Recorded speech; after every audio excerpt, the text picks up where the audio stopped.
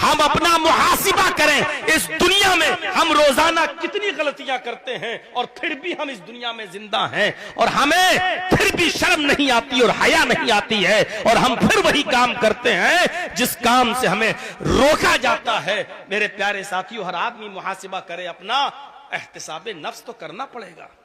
अगर आप अपने आप का मुहासिबा करने लगे तो आज सोशल मीडिया पर जो लेटर पैड वायरल होके चल रहे हैं मुकर्रिरीन और मौलवियों के खिलाफ, इनकी नौबत ना आए।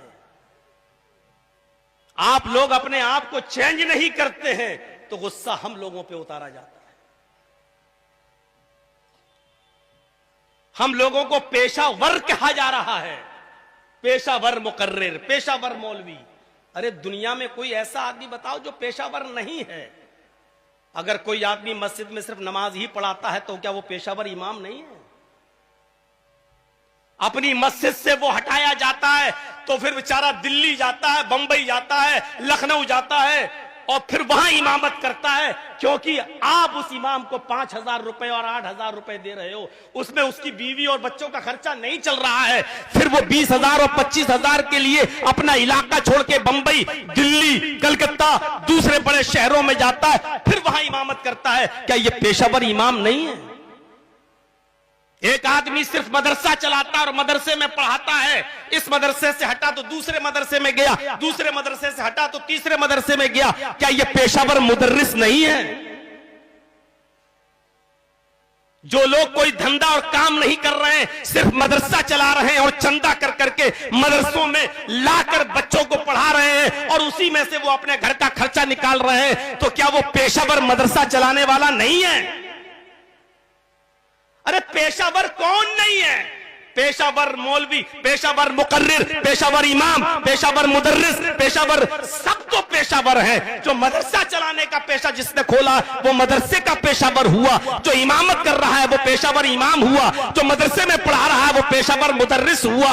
मेरे भाइयों, जरा तसव्वुर करो कि अपना इलाका छोड़ के दूसरी जगह कौन नहीं जा रहा है। अगर हम यूपी से आ रहे हैं या कोई आदमी दिल्ली और बंबई से आ रहा है तो इतना कौन सा बड़ा गुनाह हो गया है? बिहार में भी तो मदरसों के चंदे होते हैं, आज भी मदरसे का चंदा हो रहा है। और फिर बिहार से कितने लोग रमजान के महीने में हमारे उत्तर प्रदेश में आते हैं और चंदा करते हैं और हमसे तस्दीक भी लेते हैं कि मौलाना साहब आप यूपी के अमीर हैं, आप लिख के दीजिए। तो हम इनको क्या कहें?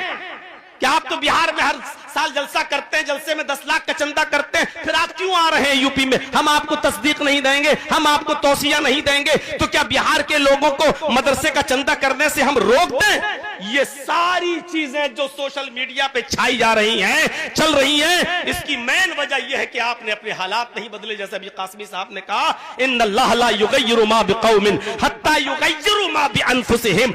हम अपने आप को नहीं बदलते हैं, हमें अपने आप को बदल देना चाहिए। अगर हम अपने आप को बदल देंगे मेरे भाइयों, ये सारे सोशल मीडिया पे आने वाले पर्चे और ये सारे लेटर पैड सब अपने आप बंद हो जाएंगे। हम नहीं बदलते हैं, हमने एक मिजाज बना लिया है और वो मिजाज ये है कि हर जलसे में मेला भी लगेगा, दुकानें भी लगेंगी, औरतें भी आएंगी, लड़कियां भी आएंगी, यहाँ जलसा होगा और वहां जलेबियां खरीदी जाएंगी, चूड़ियां खरीदी जाएंगी, गुब्बारे खरीदे जाएंगे, ये सारे काम होंगे। और इस पर बड़े बड़े मदनी और सलफी मौलवी पैजामे से बाहर हो जाएंगे और कहेंगे कि जलसों का फायदा क्या हो रहा है, जलसों की सब नुकसान ही है, ये जलसे ज़हनी अय्याशियों के अड्डे बने हुए हैं। मेरे भाइयों, इनको बारात में नहीं दिखाई देता है कि कितनी बेहयाई हो रही है। अगर तुम्हें बाइकाट करना है तो फिर सबका करो, इन जलसों का भी करो। और शादियों में जो औरतें बेपर्दा होके जा रही हैं वहां तुम निकाह पढ़ाने क्यों पहुंच जाते हो?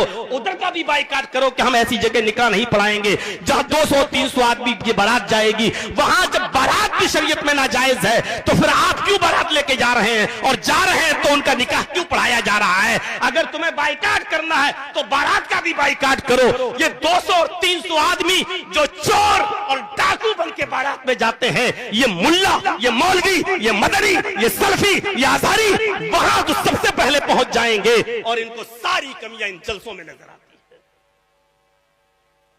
मेरी जबान न खुलवाओ।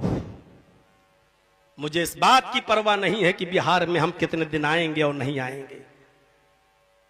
ऐसा मौका ना दो कि मैं ये भी कहने पर मजबूर हो जाऊं कि मदरसों के नाम पर, यतीमों गरीबों के नाम पर कितना पैसा बाहर से लाया जाता है और कितना यतीमों और गरीबों पर खर्च किया जाता है और कितने से अपनी 50 बीघा और 100 बीघा जमीनों का इंतजाम कर लिया जाता है। मेरे भाइयों, हमारी जबान न खुलवाओ। मगरिबी यूपी का अमीर हूं, अच्छी तरीके से जानता हूं कितना पैसा कहां लगता है। बिहार और बंगाल में सैलाब और बाढ़ की शक्ल में कितनी मदद होती है और कितना सैलाब और बाढ़ में दिया जाता है और कितना अपने पास रख लिया जाता है। हमारी जबानें न खुलवाई जाएं। मेरे प्यारे साथियों, ये सारी चीजें हमें अच्छी तरीके से मालूम है। हमें इस बात का डर नहीं कि कल के जलसे पर क्या होगा। अर्जुल्लाहि वासिया, अल्लाह की जमीन बहुत बड़ी है।